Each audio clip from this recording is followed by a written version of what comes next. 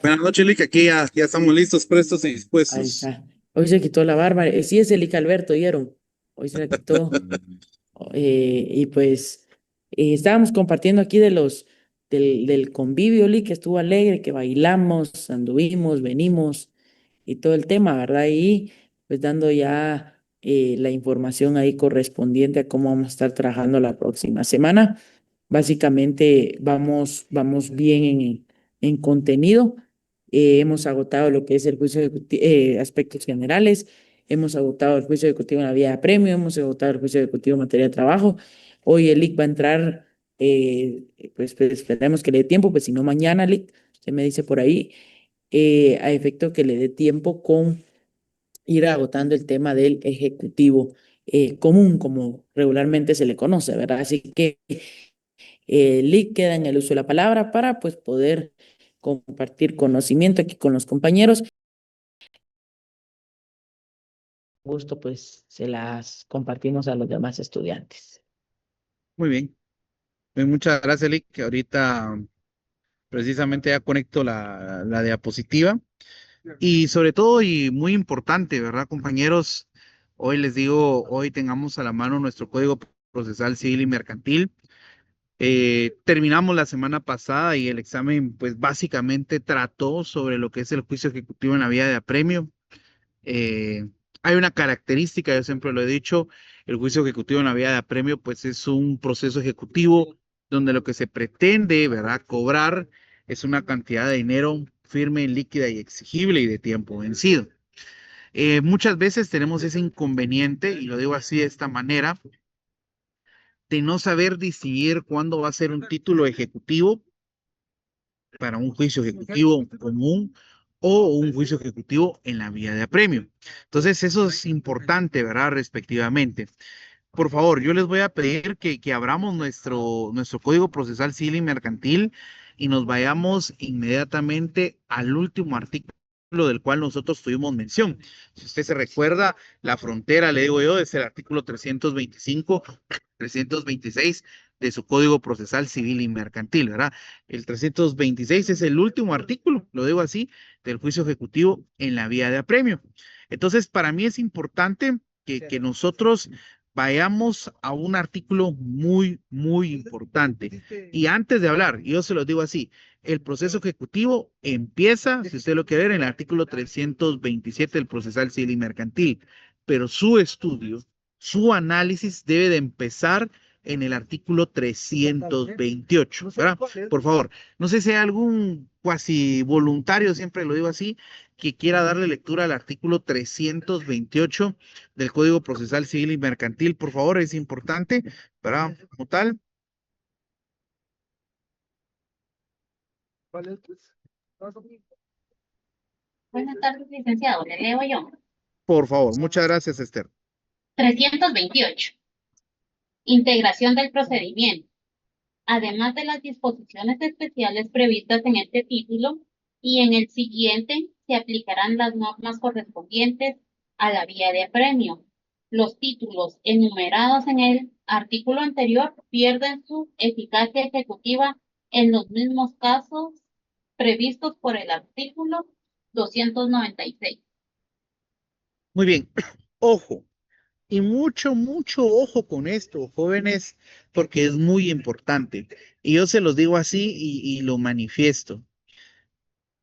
Ustedes analicen y les están diciendo desde antes, la primera premisa es, juicio ejecutivo en la vía de apremio es básicamente la misma estructura que el juicio ejecutivo.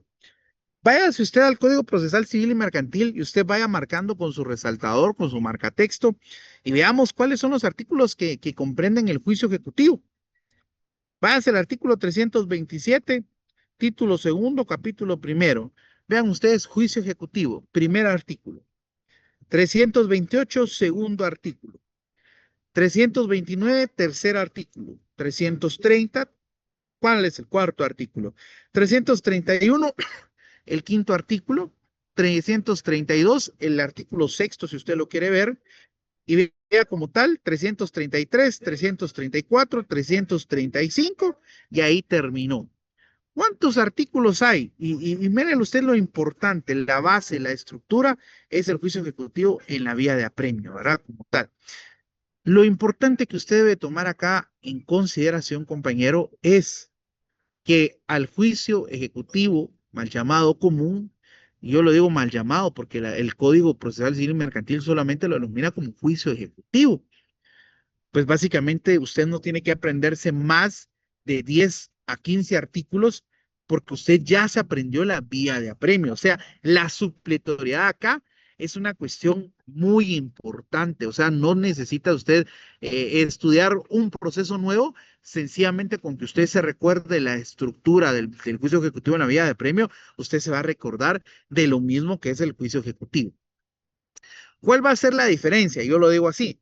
Los dos juicios ejecutivos, el juicio ejecutivo y el juicio ejecutivo en la vía de apremio, lo que van a perseguir es cobrar una cantidad de dinero firme, líquida y exigible. Los dos juicios ejecutivos, así de sencillo. ¿Cuál va a ser la diferencia?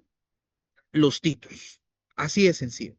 Entonces, para esto, por favor, yo les voy a pedir que nos vayamos a lo establecido en el procesal civil y mercantil en el artículo 327. Ese es el artículo 327 del Código Procesal Civil y Mercantil, y ese es el principal, ¿verdad? Como tal. Entonces, por favor, márquelo ahí, téngalo ahí bien a detalle. Yo ahorita le estoy compartiendo mi pantalla completa, ¿verdad? El juicio ejecutivo, artículo 327.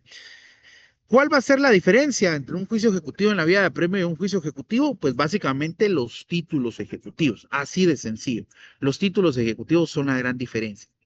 Vea usted la gran cuestión. Dice, procede juicio ejecutivo cuando se promueve en virtud de los siguientes títulos. Y préstele mucha atención. Tenemos el numeral primero que dice los testimonios de las escrituras públicas.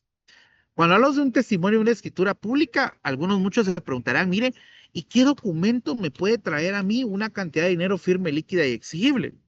Bueno, recuérdese usted, hay un contrato, esto es de naturaleza civil, que se llama mutuo. Si el mutuo se celebró en una escritura pública, pues ¿qué es el mutuo? Es cuando una persona viene y le presta una cantidad de dinero a la otra. No se dejó una fianza, no se dejó una hipoteca, no se dejó una prenda, pero yo lo quiero cobrar. ¿Qué hace el acreedor? Plantea un juicio ejecutivo. ¿Y cuál va a ser el título ejecutivo? El testimonio de la escritura pública donde se hizo constar el mutuo. Eso es lo primero. Vea usted el segundo título ejecutivo, y eso es muy importante.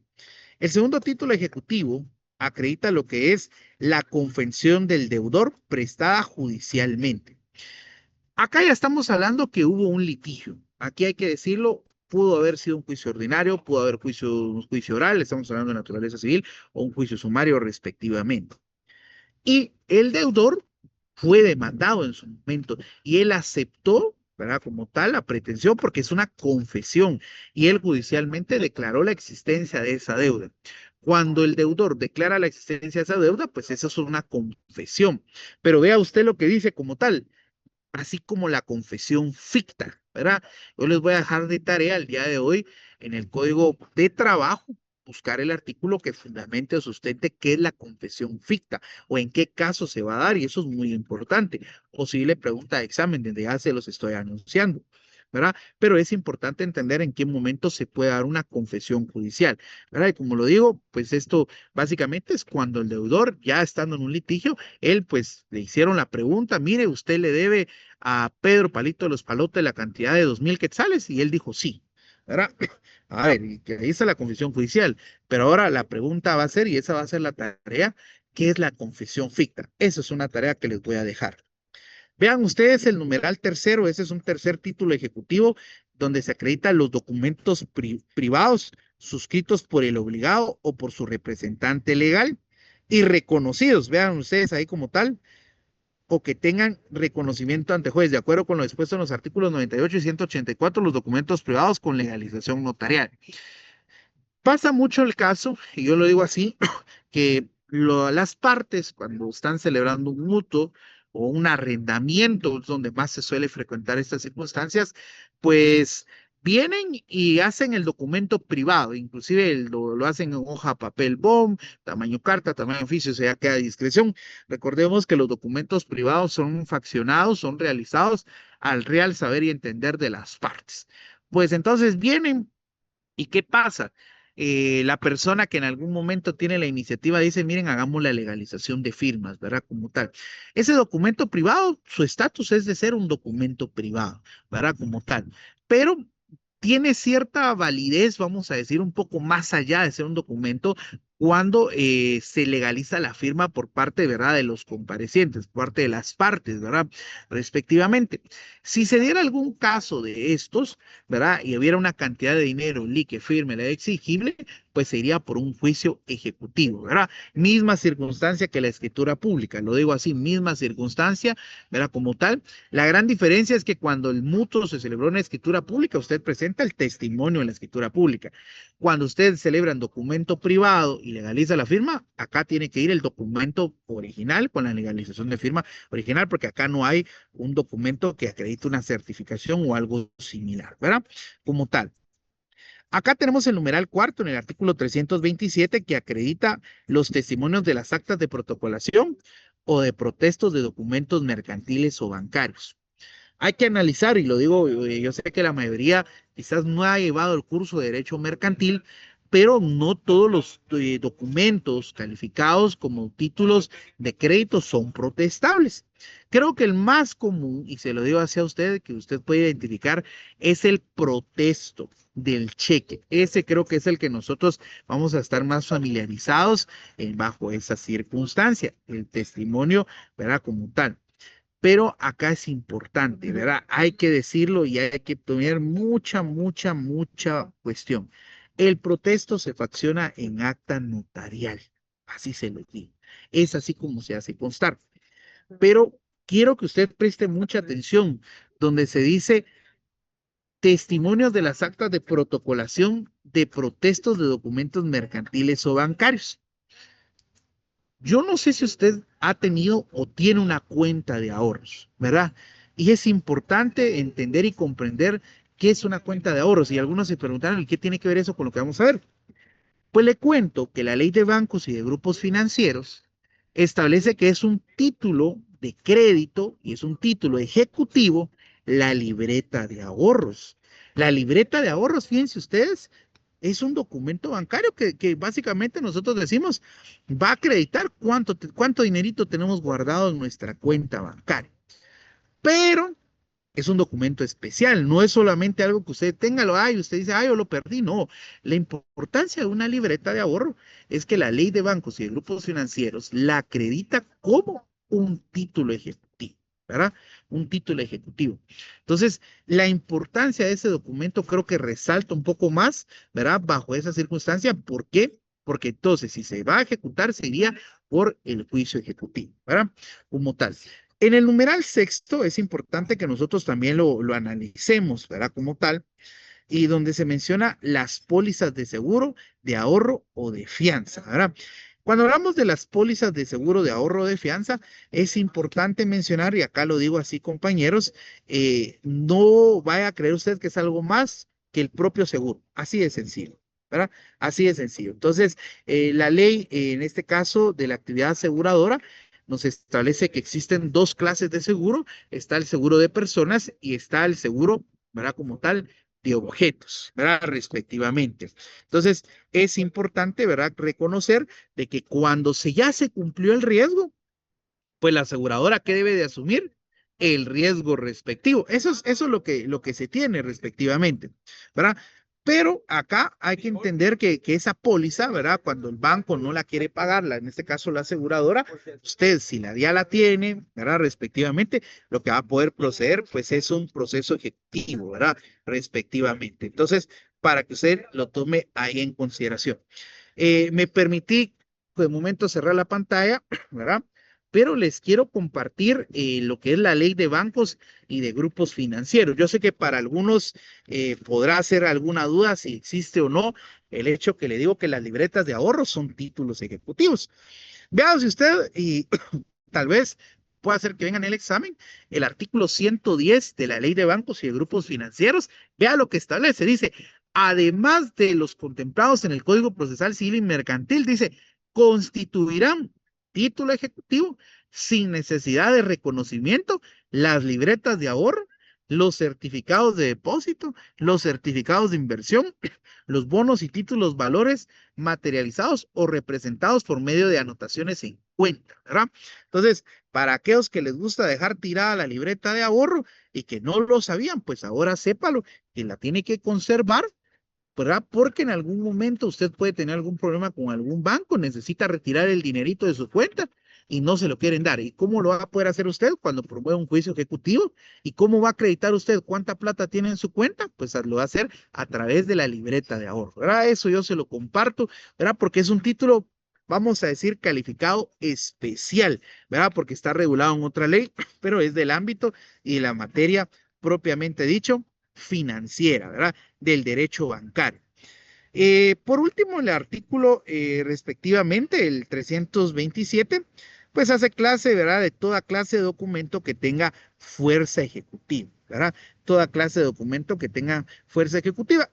Volvemos a reiterar, ¿verdad? Como tal, lo mismo que establece el artículo, ¿verdad? Como tal,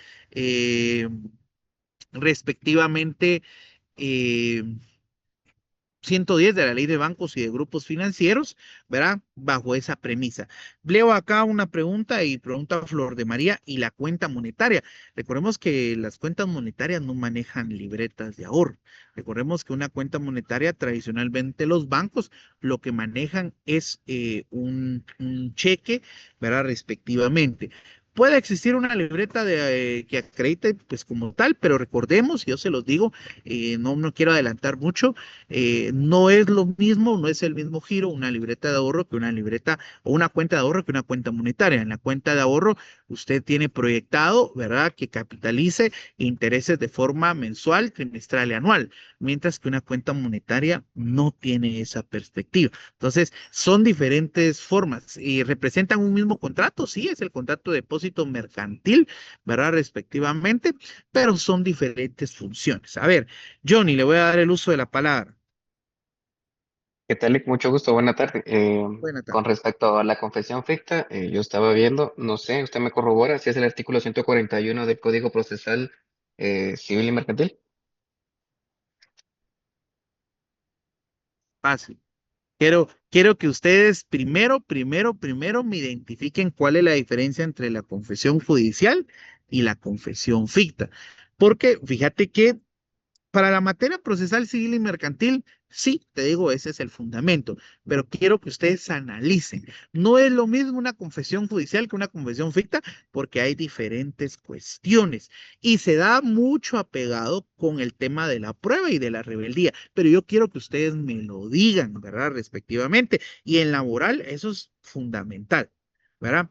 Pero sí, efectivamente. Te pregunta Muchas Freddy gracias. Ocaña, ¿y los seguros TC? ¿Me podrías ampliar qué significa el acrónimo TC? Yo ahorita no lo tengo presente, ¿verdad? Como tal, pero, ¿verdad? Sí es una interesante pregunta. Uno siempre aprende cosas nuevas, y lo digo yo, todo el día, ¿verdad? Entonces, de momento, yo creo que identificamos cuáles son los títulos ejecutivos. Un parteaguas, si yo lo digo así como tal, es algo. El parteaguas acá, patojos, es que usted lo puede ver, lo puede evidenciar, ¿sí? Que los títulos ejecutivos acá no tienen esa, si bien es cierto, representan y acreditan una cierta y relativa certeza jurídica, pero son un poco más ambiguos, son un poco más, vamos a decir, destruibles en cuanto a su eficacia, porque pues hay algo que en algún momento puede hacer que converja o no converja, ¿verdad? Respectivamente, ¿verdad? Y ustedes se preguntarán, ¿y a qué quiere aludir? No es lo mismo que usted tenga un crédito que ya está garantizado con una prenda o hipoteca a tener un documento que ya tiene una prenda o hipoteca, o sea, son diferentes cuestiones. Es un crédito, sí, pero lo que pasa es que aquella está más acuerpada, tiene más garantías, pero esta no, ¿verdad? Respectivamente. Entonces, eso es importante. A su vez, usted puede ver, yo lo digo así, muchos juicios ejecutivos muchas veces se caen cuando son en documento privado porque el acta de legalización de firma la hizo mal el notario. Es que existe el principio de fe pública, sí, pero a veces los notarios no está aquel principio de unidad de acto que en el momento que hacemos el documento privado, en el momento legalizamos la firma. No, a veces ha pasado de que hasta que se da el problema, legalizamos la firma. Entonces, son cositas que se pueden ir dando y que pueden, como decimos nosotros en el bajo mundo, votar un juicio ejecutivo, aunque tenga bases sólidas, pero el título no es como que dé mucha confianza. Lógicamente, pues se van a dar circunstancias más allá, ¿verdad? Como tal, y ya las vamos a ver en un momento, ¿verdad? Entonces, yo quise tomar esta referencia, primero entender cuál es la gran diferencia, lo digo así, sustantiva, entre identificar cuál es la diferencia de un juicio ejecutivo o un juicio ejecutivo en la vía de apremio. Y ahora lo que quiero evidenciarles a ustedes, y yo quiero que vaya usted con su código procesal civil y mercantil versus su esquema, es que vayamos nosotros ahí de la mano, ¿verdad? Entonces, por favor, no sé si se está compartiendo mi pantalla. Ah, y los seguros de tarjeta de crédito. Los seguros de tarjeta de crédito, Freddy, son un seguro que recae sobre cosas, no protegen a la persona.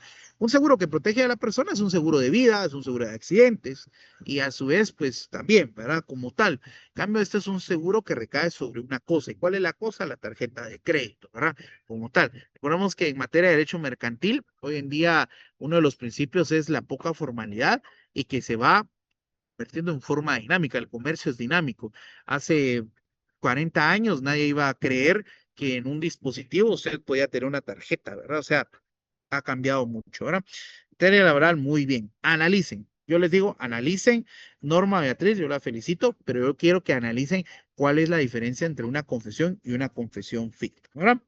Muy bien, me confirman algunos de ustedes si la pantalla se comparte íntegramente, si está como tal, porque pues a su vez vamos haciendo un pequeño ejercicio respectivamente, ¿verdad? Entonces, yo se los digo, los títulos ejecutivos enunciados en el artículo 327 pierden su eficacia a los 5 años porque no están garantizados ni con prenda ni con hipoteca. Así de sencillo.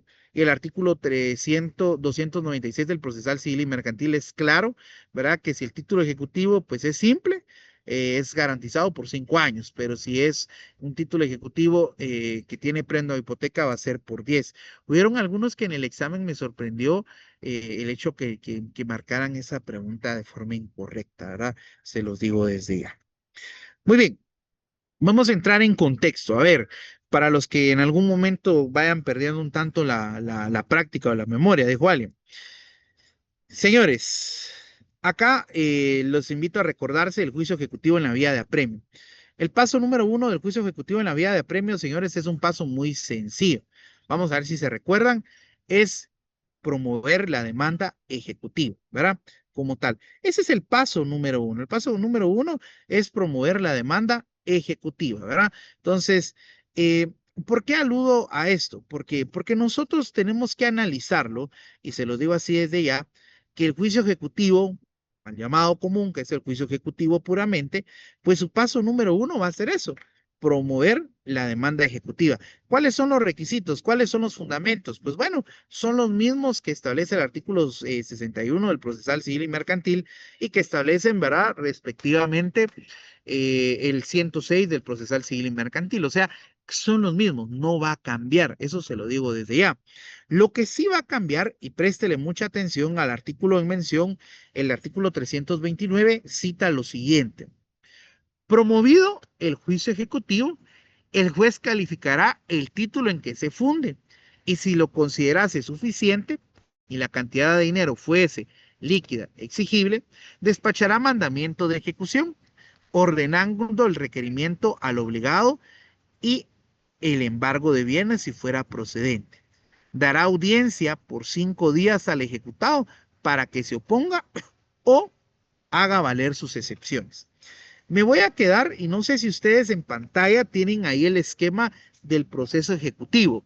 Me comentan, me confirman porque no tengo la circunstancia de poder verificar. Yo les agradecería mucho si me Se ve, pudieran Lick. verificar. Sí se Muy ve. bien, Sí, Sí, se ve, Lick. sí se ve. gracias. Va.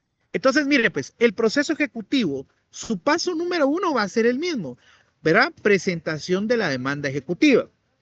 El paso número 2 siempre va a seguir siendo el mandamiento de ejecución y trabamiento de embargo. Siempre va a ser esto.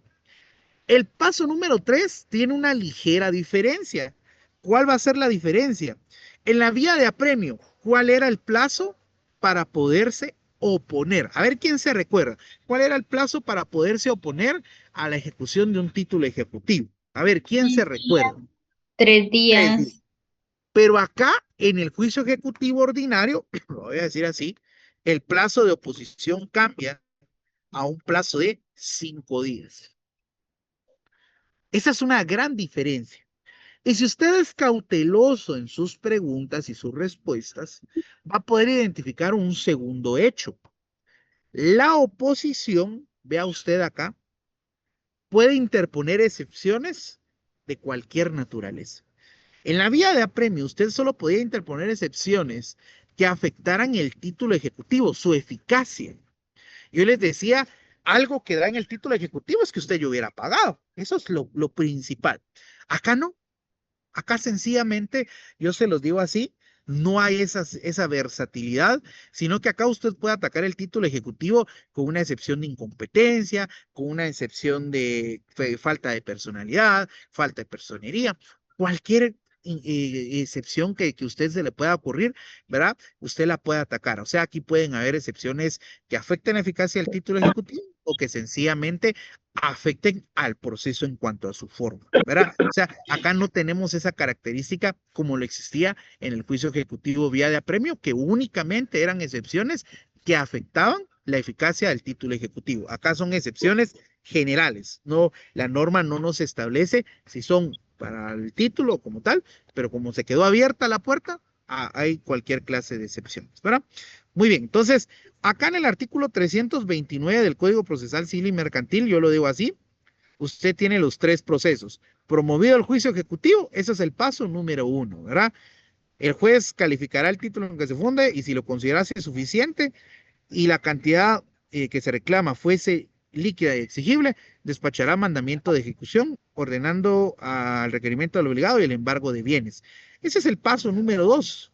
Ese es el paso número 2. Y el paso número 3, acá lo tiene usted, es el plazo de oposición, que en este caso es por un término de 5 días, ya no son 3. Ojo, aquí hay algo muy importante. Me voy recordando de preguntas del examen. Por ahí hubo una pregunta sobre cuál era el fundamento, ¿verdad? Del plazo para poderse oponer en el juicio ejecutivo vía de apremio contra un título ejecutivo. Eh, por ahí alguien me decía, mire, es el artículo 295. No es lo mismo hablar del género que hablar de la especie. La pregunta en algún momento suscitaba, ¿verdad? ¿Cuál es el plazo para oponerse, ¿verdad? En el juicio ejecutivo vía de apremio contra un título ejecutivo? Artículo 296, Código Procesal Civil y Mercantil, segundo párrafo, ¿verdad? Dentro de los 3 días siguientes. Si la pregunta, y eso es una pregunta de mala fe, yo lo digo así, hubiese dicho, ¿verdad? ¿Cuál es el plazo para oponerse a la eficacia de un título ejecutivo que es sentencia o laudo arbitral? Porque ahí pueden ver el 295, segundo párrafo, específicamente para la sentencia o laudo arbitral, el mismo artículo señala que son 3 días, ¿verdad? Entonces, ante la especialidad de la norma, lo digo así, si la pregunta hubiese suscitado sobre la sentencia, yo lo digo así, es el 295. Pero si hablamos de todos los títulos ejecutivos, y la pregunta fue sobre todos los títulos ejecutivos, era el 296 del procesal civil y mercantil, ¿verdad? Entonces, creo que ahí era una explicación que en algún momento, ¿verdad? Yo les hago la mención, ¿verdad? Muy bien. A ver, paso 1, 2 y 3 sigue siendo lo mismo bajo la variable que la oposición es por 5 días, ¿verdad? Vamos, por favor, al artículo 330.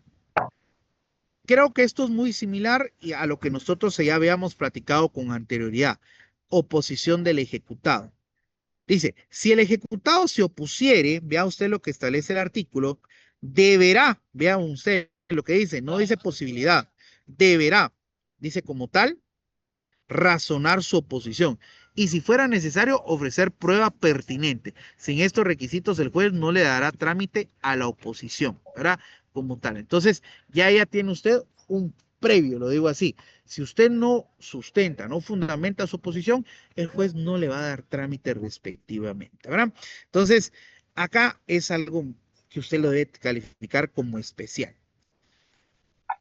El artículo 331 cita, si el demandado tuviera excepciones que oponer, deberá deducirlas todas en el escrito de oposición, ¿verdad? O sea, en su oposición interpone excepciones, ¿verdad? Respectivamente, interpone su oposición. Si es que las hay, en el mismo memorial usted la debe de, ¿verdad? Acreditar. Acá es importante hablar de un principio del derecho procesal civil y mercantil. A ver, señores, ¿cómo se denomina ese principio del Código Procesal o del Derecho Procesal Civil y Mercantil? Que en el menor número de audiencias se debe desarrollar el mayor número de etapas. A ver, ¿quién se recuerda? Concentración. Concentración. ¿Será la concentración? Voy a leer por acá alguna respuesta que me han escrito. Economía procesal. Está más joven, dice. Sí, ya pasó la rasuradora. Como tal. Ojo ahí. ¿Verdad? Concentración procesal. Muy bien, economía procesal, de alguna manera sí, porque pues se evita el desgaste, ¿verdad? De los sujetos procesales, ¿verdad? Como tal. Señores, del juicio ejecutivo, el paso número 4, este ya es un paso número 4, lo tiene acá, sí, como tal, en el artículo 331. Dice, el juez oirá por 2 días al ejecutante. Ojo acá, el juez oirá por 2 días al ejecutante, ¿sí? Con su contestación o sin ella, ahí. Señores, en el juicio ejecutivo, señores, el paso número 4, aunque usted no lo crea, es la audiencia a quién, al ejecutante. Me voy a regresar al esquema, ¿sí? Si usted presenta su oposición en 5 días, el paso subsiguiente es audiencia, ¿sí? Como tal, al ejecutante.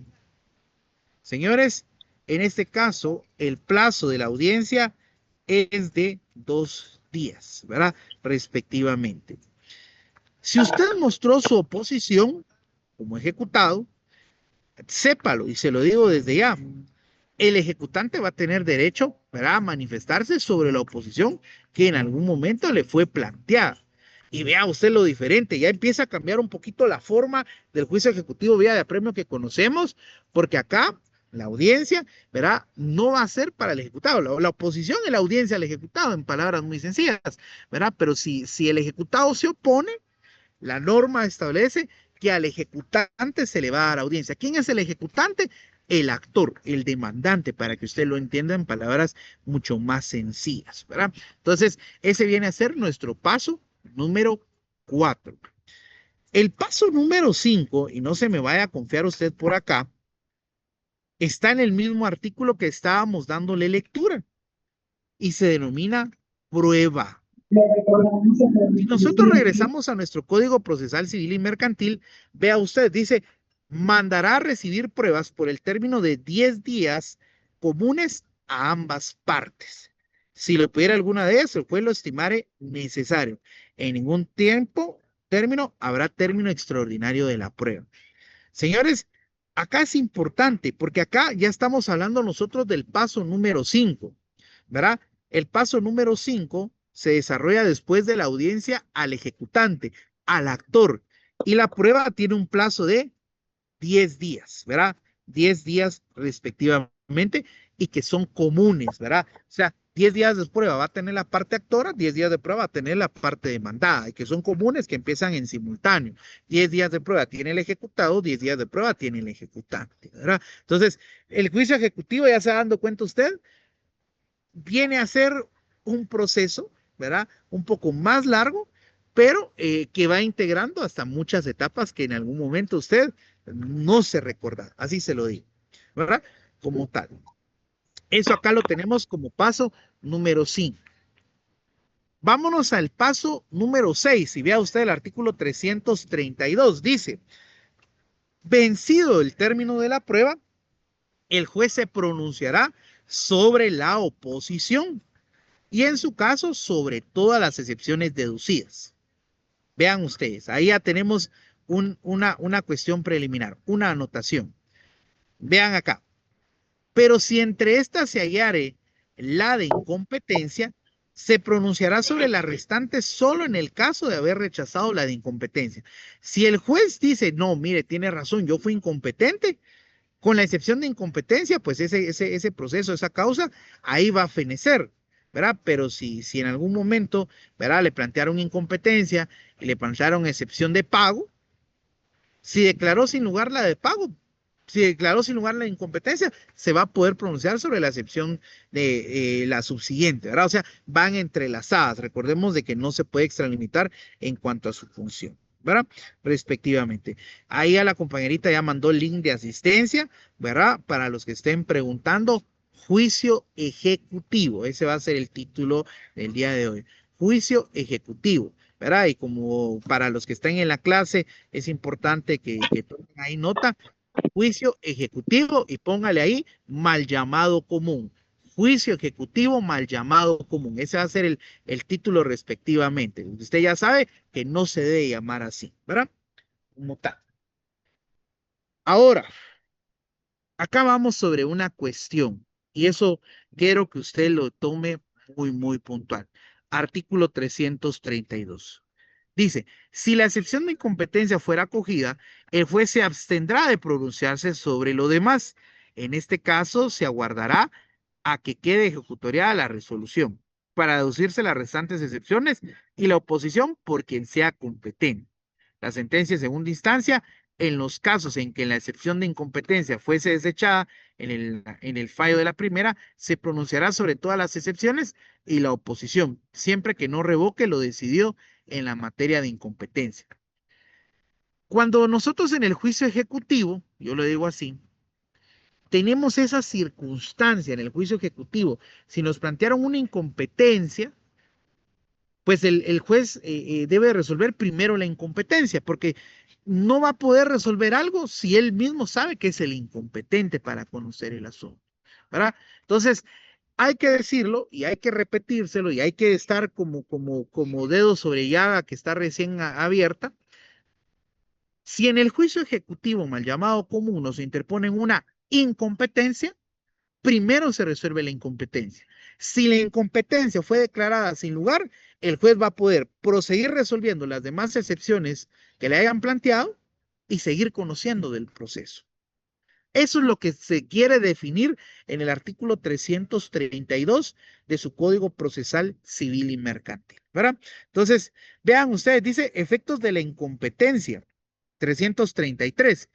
Cuando la resolución declare procedente la excepción de incompetencia, condenará en costas al actor, pero declarará vigente el embargo y dispondrá que los autos pasen al juez competente para la decisión del juicio, siendo válido todo lo anteriormente, ¿verdad? Como tal. Entonces, eso es importante que usted lo pueda conocer, ¿verdad? Respectivamente, ¿verdad? Entonces, como tal. Patojos, aquí hay algo muy importante. Ya nosotros entendimos, y se lo digo así como tal, que en el juicio ejecutivo común, nuestro paso número 1 se denomina presentación de la demanda ejecutiva, ¿verdad? Ya lo dijimos, presentación de la demanda ejecutiva. El paso número 2 es mandamiento de ejecución y trabamiento de embargo. Normal. El paso número 3 se denomina oposición.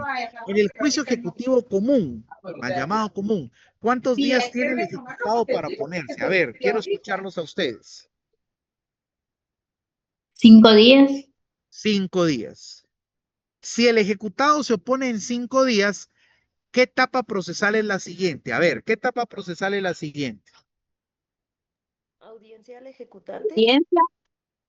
¿Audiencia a quién? ¿Al ejecutado o al ejecutante? Al ejecutante. El ejecutante. Por un plazo de, 2 días. 10 días. con su contestación o sin ella, ¿qué etapa sigue? A ver.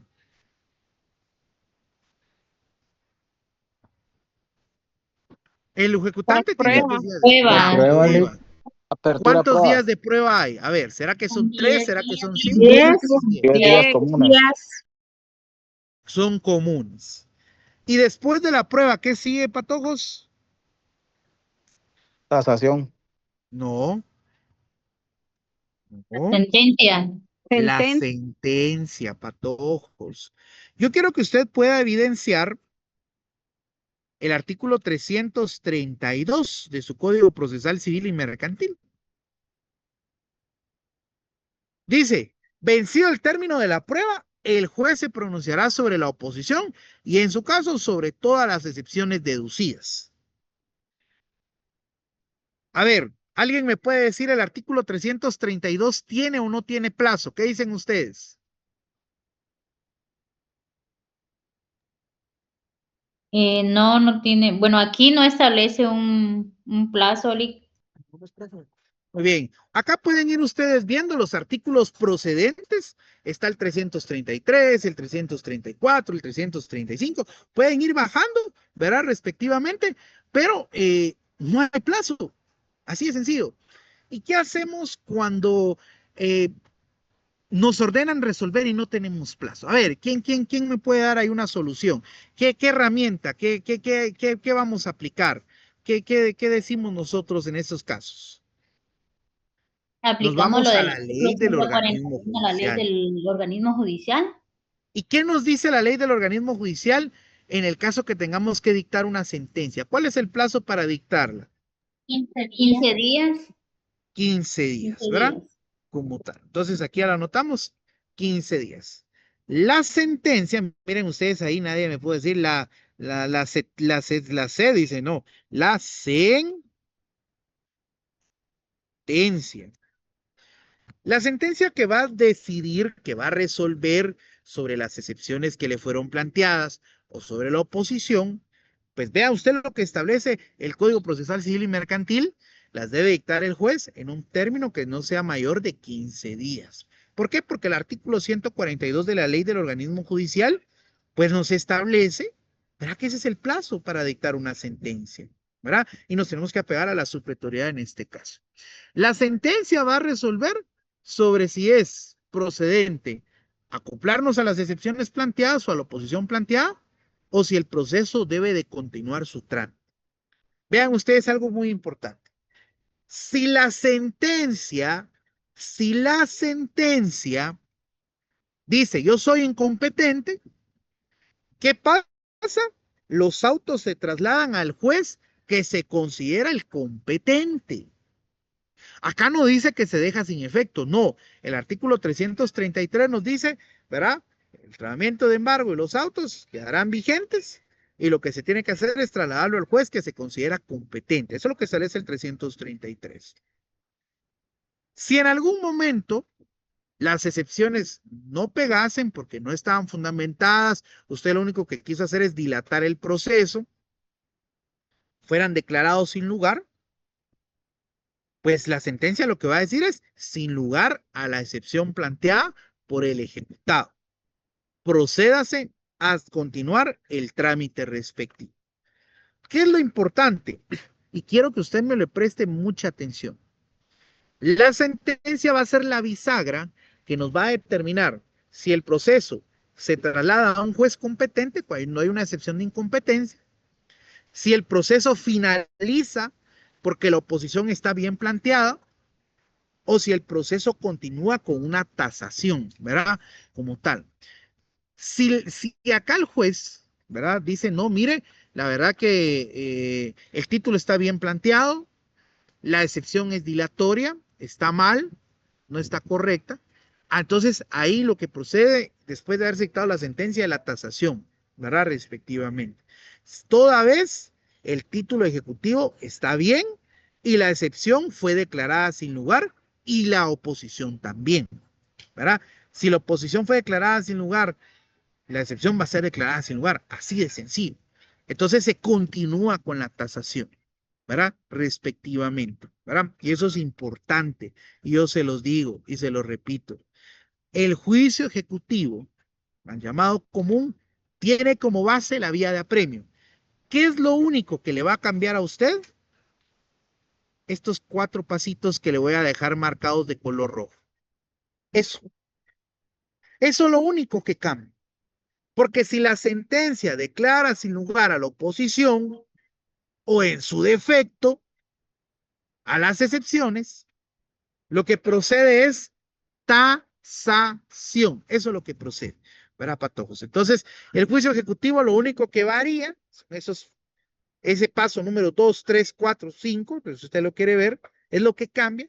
De ahí la estructura sigue siendo la misma, ¿verdad? Y usted lo puede ver en su Código Procesal Civil y Mercantil, ¿verdad? Usted puede irse al artículo 334, ahí está el recurso, ¿verdad? Respectivamente, es apelación, el 335, juicio ordinario posterior. De ahí termina y ya no hay nada más, ¿verdad? Entonces, lo único que va a cambiar del juicio ejecutivo vía de apremio el juicio ejecutivo común es el plazo para oponerse, que son de 5 días, que acaba de haber una audiencia al ejecutado por un término de 2 días, que acaba de haber prueba por 10 días y que acaba de haber una sentencia que va a resolver una oposición o una excepción. Si la sentencia declara sin lugar a la oposición y a la excepción, se continúa con la tasación, ¿verdad?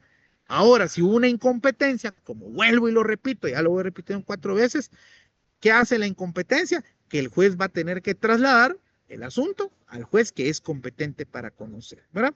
Entonces, patojos, eso es el juicio ejecutivo, ¿verdad? El juicio ejecutivo mal llamado común, que es la gran diferencia, ¿verdad? Respectivamente, que acá hay una oposición un poco más amplia, que va a ser por 5 días, que acá hay una audiencia obligatoria al ejecutante, que pueda o no la pueda diligenciar, que aquí hay prueba y que acá esto se va a resolver en sentencia, no se va a resolver en auto, ¿verdad? Entonces, patojos, dejo el espacio abierto para alguna duda o pregunta que ustedes tengan y si no las hay, pues vamos a dar ya por finalizada la sesión del día de hoy. Así que el tiempo es de ustedes son los amos y señores de la clase del día de hoy. Gracias, Lick, muy amable. Nos quedamos entonces en la sentencia, ¿verdad? ¿Tasación quedaría pendiente o ya Eh, agotamos esa parte?